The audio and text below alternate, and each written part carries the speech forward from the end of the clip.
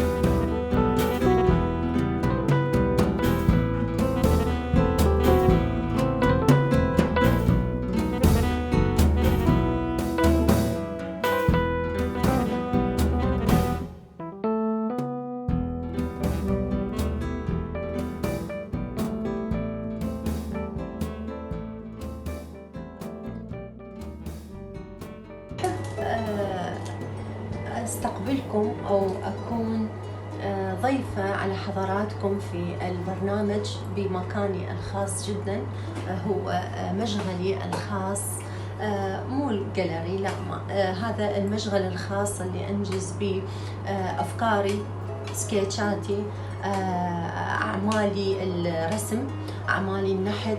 التجربة الجديدة اللي دا أخذها حاليا هي تعرفي إلى الفخار والخزف. هو عالم جميل جدا. طبعا هو شغله شوية صعب، بس هو جميل جدا بمراحل حلوة، باكتشافات حلوة بالخامة، بالمادة، بالتعامل بالأكاسيد ما بين المواد الكيميائية والطبيعية. أحب أقدم شكر جزيل إلى القائمين على هذا البرنامج الراقي جدا، المختص في الفنون التشكيلية بالذات.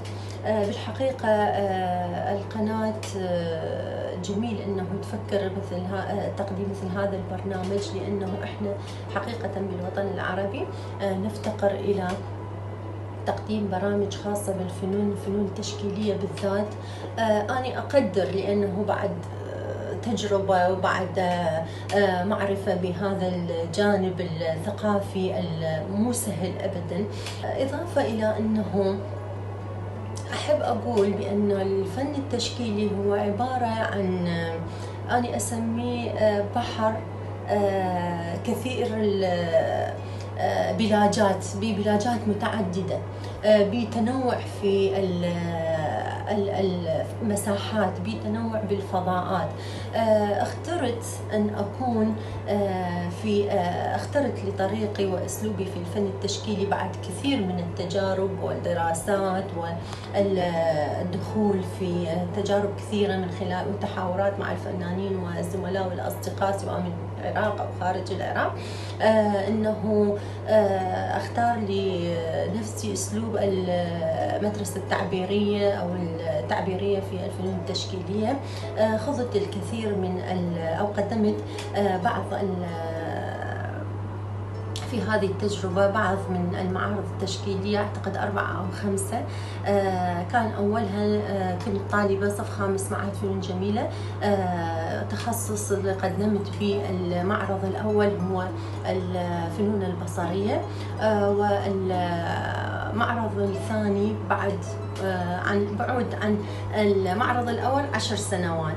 أعتقد هي مو بالمسافة، لا تعد تقديم التجربة يعد بالمسافة أو الوقت أبدا، هو يعد بنضج التجربة. بعد 10 سنين وكثر تجاربي ما بين الفنون التشكيلي، مدارس الفنون التشكيلية ما بين السريالية والانطباعية والواقعية والتكعيبية والفكرية ومدى الوعي الإلي اللي حصلته من خلال هاي التجارب والتحاورات مع المختصين. قمت بال 2008 معرض التشكيلي الثاني، وكان أعتقد مفاجأة الكثير بالوسط الثقافي العراقي في الفنون التشكيلية. وعلى أثره توجهت لي دعوة من جمعية الفنانين التشكيليين الأردنيين في عمان الأردن، وأنا أقدم شكري واعتزازي لزملائي وأصدقائي في الأردن، قمة في الرقي والأخلاق والتعبير عن الشكر والتعاون معي في إقامة هذا المعرض. وبعدها قمت معرض مشترك مهم احنا كنا 4 فنانات تشكيليات من العراق. توجهت لنا دعوة من المعهد الثقافي الفرنسي، هو اسمه ريشات متقاطعة، وكل واحدة بنا قدمت تجربتها بأسلوبها الشخصي بدون فرض أسلوب من واحدة للأخرى أو الفكرة عن فكرة الواحدة للأخرى.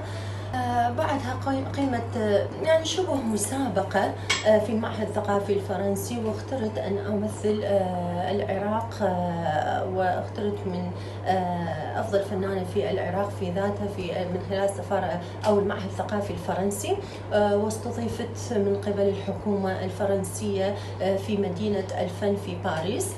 وأني أيضا أقدم كل الشكر والامتنان إلى الحكومة الفرنسية وقائمين على المعهد الثقافي الفرنسي. كانت مفاجأة وخطوة من أهم الخطوات في حياتي، هي مو خطوة، هي نقلة في حياتي. أضافت لي كتاب جديد فتحته واطلعت عليه وبديت أدون بما تعرفت عليه في باريس. فعلا مثل ما يمثلها الكثير من المفكرين والباحثين والمثقفين، هي مدينة الفن. نعم، هي مدينة الفن.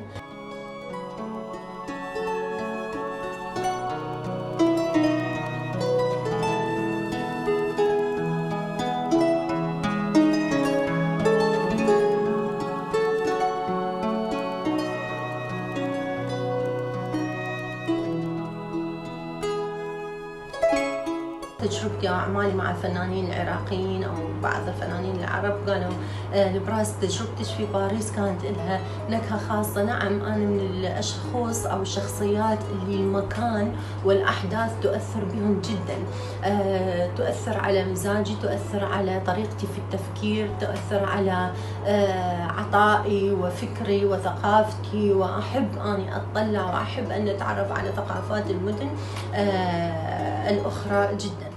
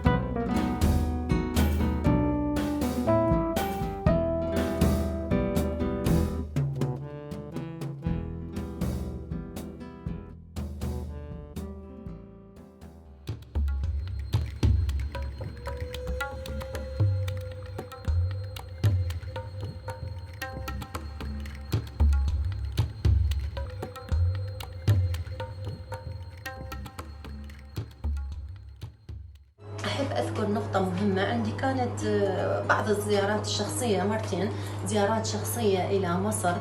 من النقاط المهمة اللي سويت كونتاكت أو عملية ربط بها بين زيارتي لباريس ومصر. زياراتي لمصر كانت شخصية، يعني سياحية أو تعريفية. اكتشفت وأنا من الشخصيات اللي تحب أنه أطلع على خبايا المدن والمجتمعات. شفت في مصر القاهرة والإسكندرية من أوائل المدن استخدموا ووظفوا الخامات المهملة، بمعنى توظيف الخامات المهملة في أعمال فنية. هذا الشيء شاهدته أنا في باريس، وعملت استحضرت ذاكرتي وربطت قلت هاي الأعمال عملية تدوير الخامات وتوظيفها بطريقة فنية فكرية أيضا جميلة جدا، حاطيها في ساحات عامة، وأنا شفتها ولمستها في القاهرة وكذلك في الإسكندرية. حبيت زيارتي لمصر ومرة أو مرتين عفوا، وإن شاء الله أكررها، بس هذه المرة إن شاء الله أكررها وأني وفي جعبتي أعمالي الفنية وتجربتي التشكيلية الخاصة، وأتمنى تنال إعجاب الزملاء في أو الوسط الثقافي التشكيلي في مصر. حقيقة الفنانين التشكيليين المعاصرين في مصر لهم بصمة جميلة جدا. الجميل بالفنانين التشكيليين في مصر أنه مهما تتغير أفكارهم ويطرؤون على الفنون المعاصرة، تظل بصمتهم أنا أسميها الفرعونية، تظل بصمتهم الفرعونية موجودة في أعمالهم، سواء في حروف أو في تكوين أو في شكل، لأنه أصلا هو الكتاب عبارة عن مصورات يعني مصورات أو مفردات من المكونات في الحياة.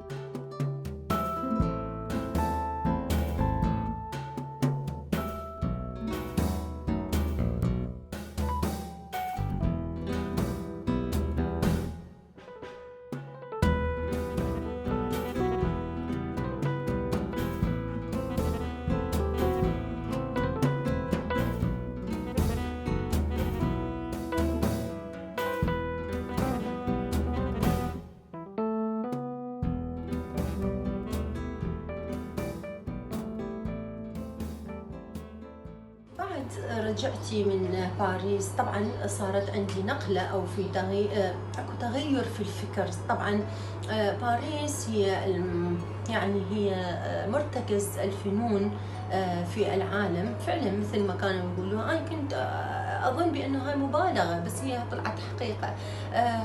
هناك ممكن أن تطرح أي فكرة تراودك، ممكن أن تقدم أي فكرة أنت تراودك بالفن، تحب تجرب تسوي ميكس ما بين الفنون، سواء بالفن التشكيلي وبين المسرح. ممكن أنه أنا قدمت مقطع لزملاء أني أرسم وهم يقومون بدور تمثيلي على خشبة المسرح. رسالتي وصلت للمشاهد بأنه أني قدمت لوحة للموضوع اللي قمنا بطرحه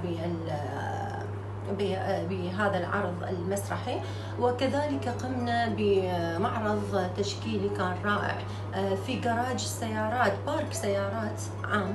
الفكرة انه بتقديم هاي التجربة انه اني ممكن اخرج عن اطار اللوحة ستلاحظوا بعدين او غيره، واقدم من خلال المفردات الطبيعية الموجودة في حياتنا بالعموم، انه اقدم من خلالها بتوظيف فكرة حقيقية صحيحة مدروسة بطريقة دقيقة. ممكن نقدم لوحة أو عمل فني إلى اسمه، إلى مكانته، إلى وضعه الخاص، الفضاء اللي يحتوي بطريقة صحيحة.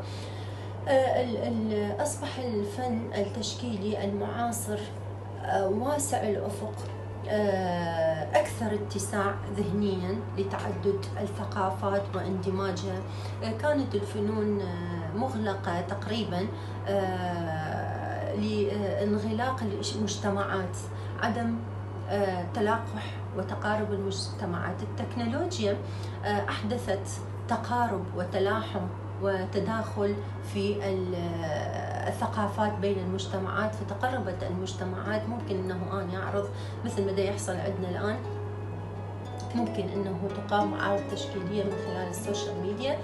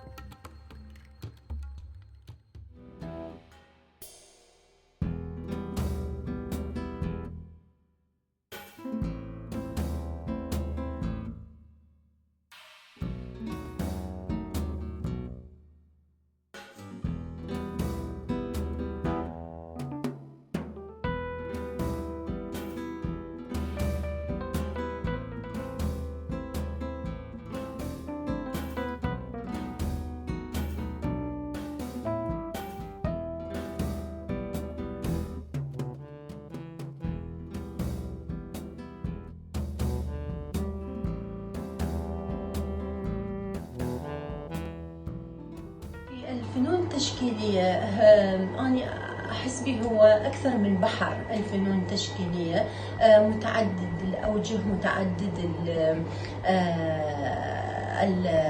الثقافات، متعدد، محتوي إلى كل الثقافات الطبية، العلمية، الهندسية، الفكرية، الرياضية، كل الثقافات يحتويها الفن التشكيلي.